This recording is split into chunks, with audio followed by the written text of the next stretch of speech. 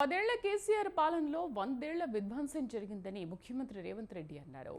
కోలుకోలేని విధంగా బీఆర్ఎస్ నేతలు ఆర్థిక సహజ వనరులను దోచుకున్నారని ఆరోపించారు. కాంగ్రెస్ పాలనతో రాష్ట్రంలో కరువు వచ్చిందంటూ ఇటీవల కేసీఆర్ చేసిన వ్యాఖ్యలపై సీఎం ఆగ్రహం వ్యక్తం చేశారు. 80,000 పుస్తకాలు చదివిన ఆయనకు వర్షాకాలం చలికాలం ఎప్పుడొస్తుందో కూడా తెలియదా అని ఎద్దేవా చేశారు.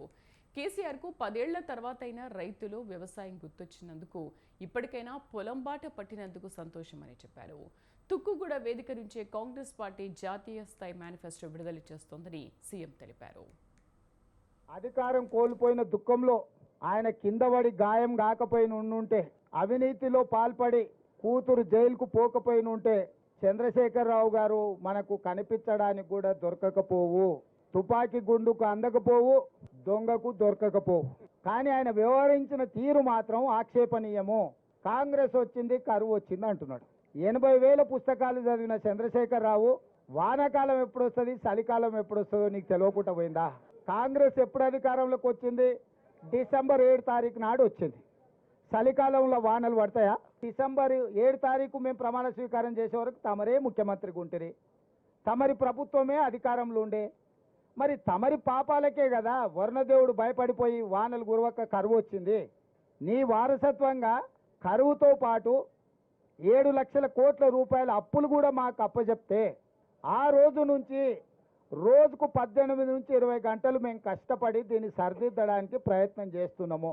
నువ్వు చేసిన పాపాలను మా ఖాతాలో రాయాలని మీరు ప్రయత్నించడం ఏమన్నా మర్యాదగా ఉన్నదా చంద్రశేఖరరావు గారు? ఈ కార్యక్రమానికి మా అభిమాన నాయకుడు శ్రీ రాహుల్ గాంధీ గారు, మా అభిమాన నాయకురాలు శ్రీమతి ప్రియాంక గాంధీ గారు ప్రత్యేక ఆహ్వానితులుగా జాతీయ ఎన్నికల మేనిఫెస్టో విడుదల చేయడానికి ముఖ్య అతిథులుగా హాజరవుతున్నారు. ఈ ఎన్నికల మేనిఫెస్టోలో కాంగ్రెస్ పార్టీ జాతీయ స్థాయిలో ఇవ్వబోయే 5 గ్యారెంటీలకు సంబంధించిన అంశాలతో పాటు కేంద్రంలో ఇండియా కూటమి ప్రభుత్వాన్ని ఏర్పాటు చేసి తెలంగాణ రాష్ట్రానికి ఇవ్వబోయే ప్రత్యేక నిధులు, ప్రత్యేక అనుమతులు, 2014 రాష్ట్ర పునర్విభజన చట్టంలో పొందుపరిచిన 10 సంవత్సరాలు భారతీయ జనతా పార్టీ తెలంగాణ ప్రజలను వంచి మన హక్కులను కాల రాసిన విషయాలను కూడా స్పష్టంగా శ్రీధర్ బాబు గారి నేతృత్వంలో ఈ ఎన్నికల మేనిఫెస్టోలో పొందుపరచడం జరుగుతుంది.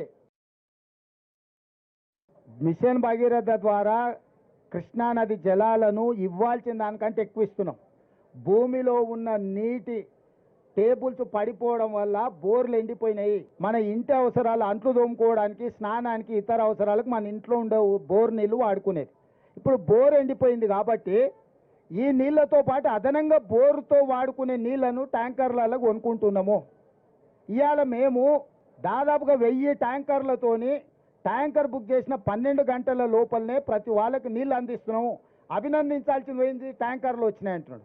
గ్రౌండ్ వాటర్ ఎప్పుడు వాడిపోయింది? వర్షాకాలంలో వర్షాలు రాకపోవడం వల్ల ఇప్పుడు గ్రౌండ్ వాటర్ వాడిపోయింది.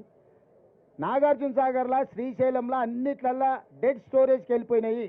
ఆ డెడ్ స్టోరేజ్ నుంచి మనము ఈరోజు నగరానికి తాగునీటి సమస్య తీవ్రతను దృష్టిలో పెట్టుకొని కొన్ని దగ్గరలలో కొంత కష్టమైన, రైతులకు కొంత నష్టమైన తాగునీరే మొదటి ప్రాధాన్యత. మేము ఉన్నప్పుడు రైతుల ఖాతాల రైతు బంధు 10 రోజుల్లో వేసినాం అన్నాడు.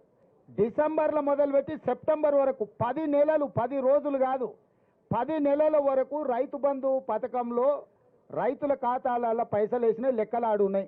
2018 ఎన్నికలప్పుడు మాత్రమే ఎన్నికల ముందు ఖాతాల పైసలు వేసినవు. ఆ తర్వాత ఏ రోజు కూడా 4 నెలల నుంచి 10 నెలల సమయం తీసుకున్నాడు రైతు బంధు పథకాన్ని వేయడానికి.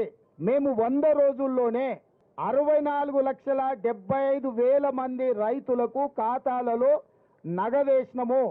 మొత్తం ఉన్నదే 69 లక్షల మంది రైతుల ఖాతాలు. ఆల్రెడీ 65 లక్షల ఖాతాలలో రైతు బంధు పథకాన్ని పూర్తి చేసినాము. అధికారిక లెక్కలు ఉన్నాయి. ఒకవేళ ఈ లెక్కలలో తప్పులు ఉంటే మీరు ఏ శిక్ష విధించినా మేము ఆ శిక్షను అనుభవించడానికి సిద్ధంగా ఉన్నాము. మేము చెప్పిన లెక్కలు నిజమైతే తెలంగాణ రైతాంగానికి నువ్వు ముక్కు నేలకు రాసి క్షమాపణ చెప్తావా అని చెప్పి నేను వారిని అడుగుతున్నా.